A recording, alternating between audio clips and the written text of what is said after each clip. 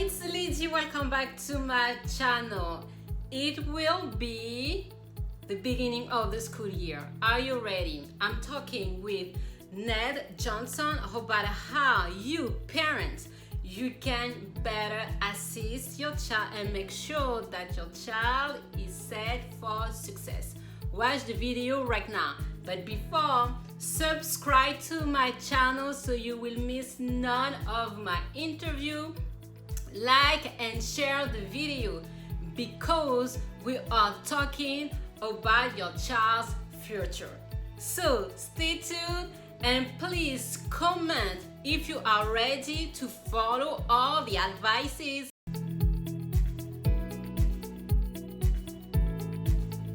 How can parents assist their child academically? What should they do?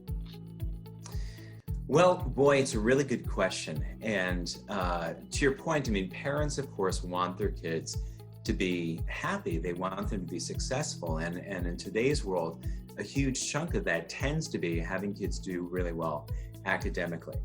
The challenge is, how do we as parents, how do we as teachers, I know you're a teacher, how do we help in ways that help kids be successful, but also really have an eye towards the long term? Because when we overhelp, right, when we do too much of the work, we're really depriving kids of the opportunity to kind of figure out for themselves what they can do. We also deprive them of the opportunity to have things sometimes, not go as well. And you, as a teacher, you know that when things don't go well, those are just as educational as well as when things go perfectly and you get every question right and get an A. So in our book, The Self-Driven Child, the second chapter in the book is called, I Love You Too Much to Fight With You About Your Homework. Mm-hmm.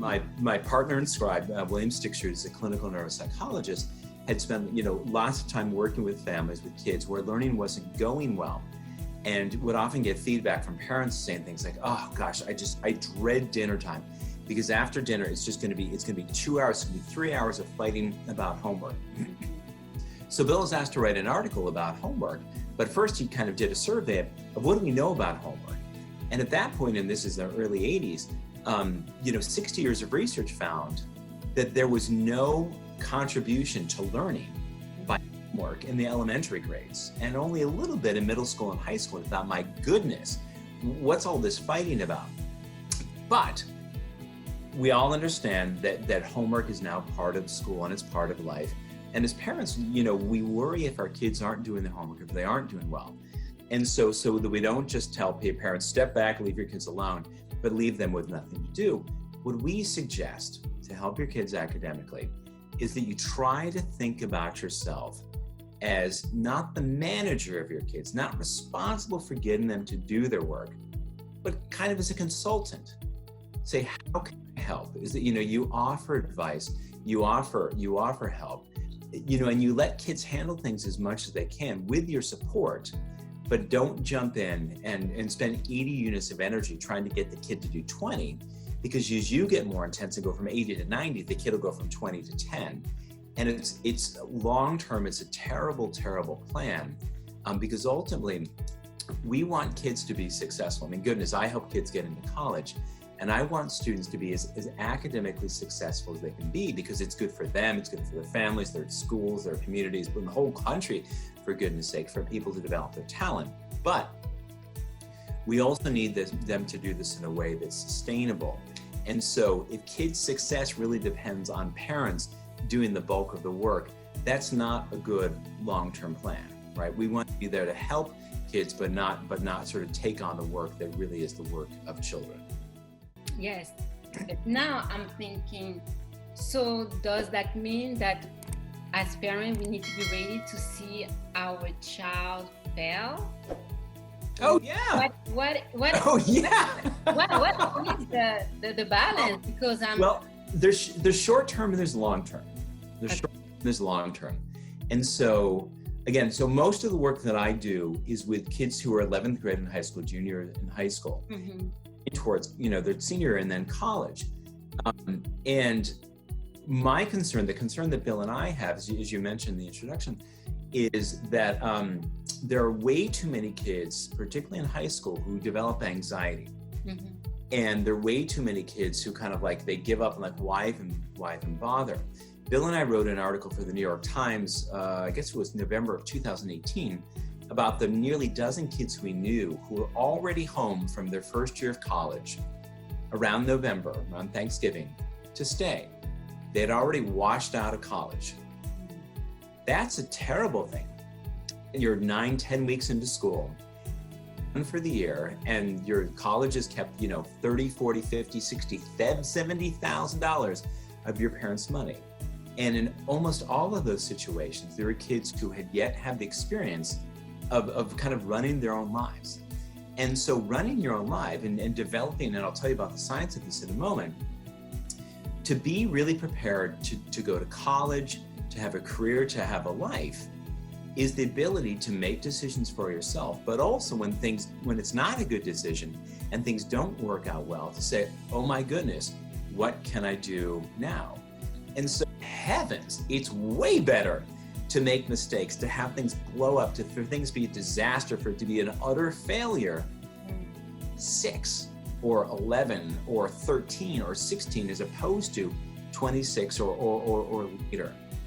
And so Bill and I are hugely concerned about resilience, emotional resilience. And very simply, resilience is the ability to return to a former state. Meaning, you're a happy person, everything's going great, Letty. But if something terrible happens, right, you're gonna be upset. But how upset do you stay? How long do you stay upset? For an hour? For a day? For a week? For a month? Or do you stay in a funk for a year? So emotional resilience is really how quickly do people come back to baseline. Paradigm experiment that we lean in, there's a guy named Stephen Mayer. He's at Colorado State, and he did the work with Martin Seligman on learned helplessness. Martin Seligman now heads the Center for the Study of Positive Psychology. So like not just psychology where things are going bad, but what do happy, successful people look like? Steve Meyer's paradigm, their experiment was this. They had 2 rats in a cage. Their teeth are out the back, they shock them. Rats do not like being shocked. Who likes being shocked? It's terrible stuff. But they put a little wheel in the cage, and if rat A has this little wheel, and rat B has this little wheel, and rat A, when he spins the wheel, the shock stops. And he's like, oh, this is a good thing. Rat B over there spins the wheel and nothing happens. Well, that's kind of sad. Rat A has this incredible activation of what's called the prefrontal cortex, the rational decision-making, put things in perspective, problem-solving, goal-setting. Part of the brain goes, oh, this is really good. And it gets this huge connectivity between the put things in perspective, the problem-solving part of your brain, amygdala, this very primitive kind of threat detector part of your brain. Fast forward, the rat A now becomes almost entirely impossible to stress. They can put him in other situations. There's a scary maze, there's a big scary rat, and he'd be like, okay, I've got a plan for this. Rat B becomes a nervous wreck. In this stressful situation, he has no sense that he can do anything to solve himself. Now, here's the really curious part, and this is important for parents. They did another experiment when they joined the 2 rats. Rat A is over there, he spins the wheel.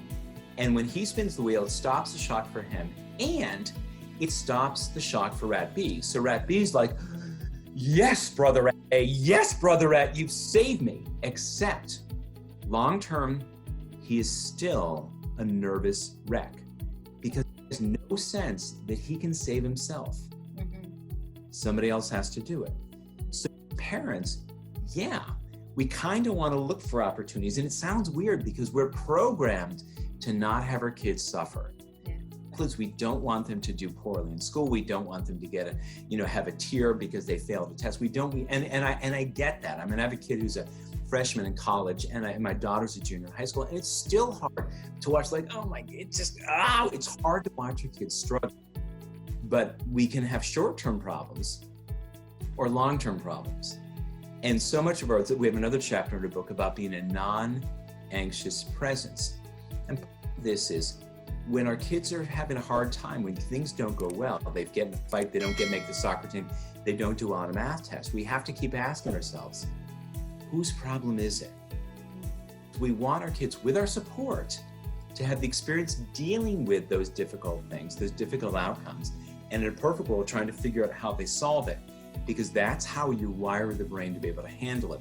If we rush in as parents and we solve things, or we never let our kids have any kind of bumps or bruises or failing grades, looks great in the short term, nothing perfect days, and long term, good outcome.